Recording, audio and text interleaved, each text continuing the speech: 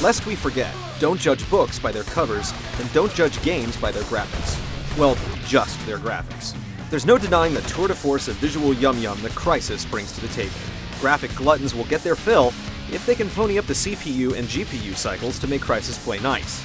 But when you dive beneath the surface, is it just as beautiful?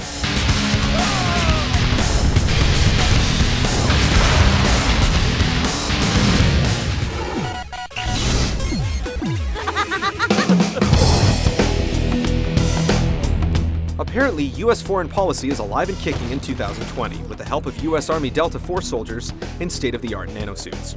You take the role of one of those smooth suit operators codenamed Nomad in a search and rescue mission. Some researchers have been kidnapped by North Korea and are being held on the Lingshan Islands, but nothing seems to be going according to plan. Crysis ping-pongs Nomad around the vast islands through a series of missions and discoveries. Amidst the chaos of the battlefield, little hints drop of something more sinister than garden-variety fascism, with unexplained deaths, mysterious ruins, and glimpses of something not entirely human. All of its military bravado meshes well with the pressurized sci-fi elements, which eventually explode, giving the plot a brief but blunt bend, before culminating in a mishmash of the two. Think Predator with a bigger food chain.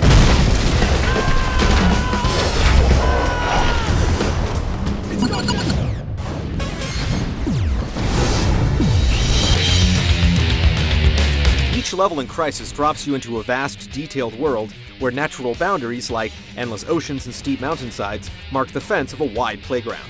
This playground is filled with various objectives to keep the plot flowing, but when you cut out the narrative, it really boils down to getting to a specific point and sometimes clearing it of enemies.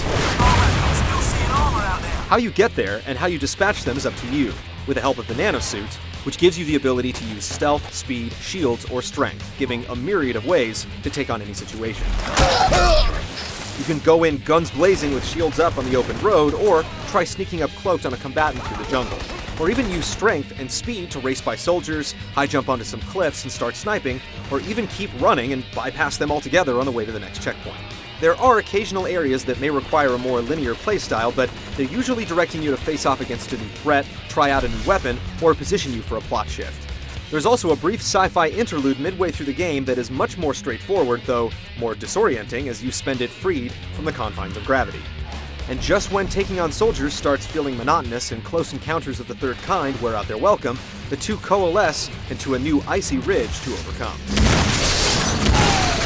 Multiplayer offers standard deathmatch and a new mode called Power Struggle, where players start with stripped-down nanosuits and a pistol, where frags can be traded for more weapons and suit upgrades as your team attempts to acquire stronger weapons to take down the enemy base.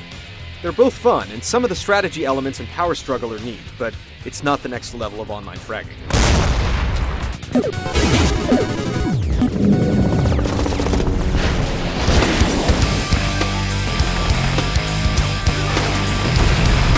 The sandy shores of the Lingshan make a great sandbox, but how are the pail and shovel?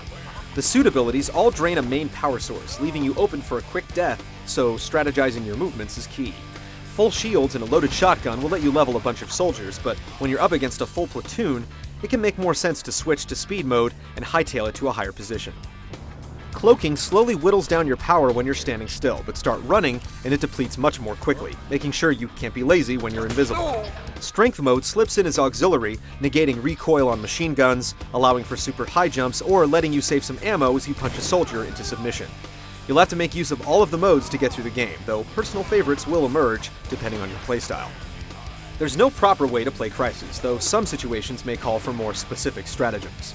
The counterparts to the suits are the guns and grenades, and even here there's some personalization, as you adjust various scopes, attachments, and even ammo types so you can kill the way you want to. Vehicles are appropriately placed and are stocked with various weaponry and viewpoints, but again, if you want to ditch the tank and go for a guerrilla assault, the choice is yours.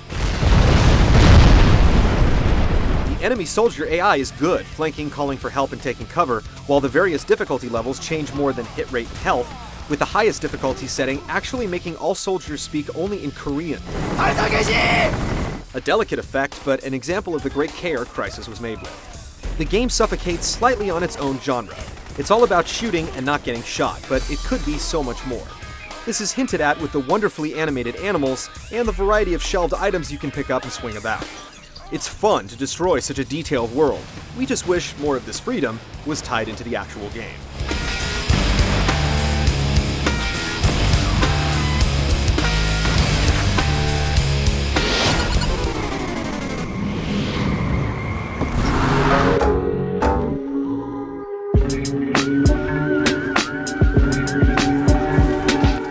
easy to see that Crysis is meant to be run on computers from the future.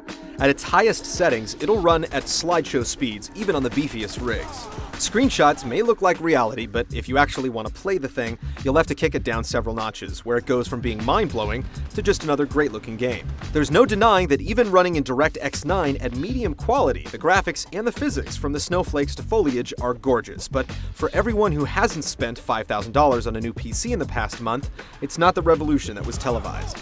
And even slumming around at medium with a beefy machine will see performance dips as the action heats up. In time, Crysis will grow into its engine, but for now, it's just beautiful, not transcendent. Graphics rarely make or break a game, and it's the same case with Crysis. The open world design comes together thanks to the functions of the nanosuit, giving the diversity of stealth, assault, and speed to keep the game from growing stagnant. It's not going to revolutionize the PC gaming market or force tens of thousands of people to buy $500 video cards, but it is a unique first-person experience that can only be done on the platform. Crysis manages to transcend the hype to go beyond the pixels and stand solid on its own.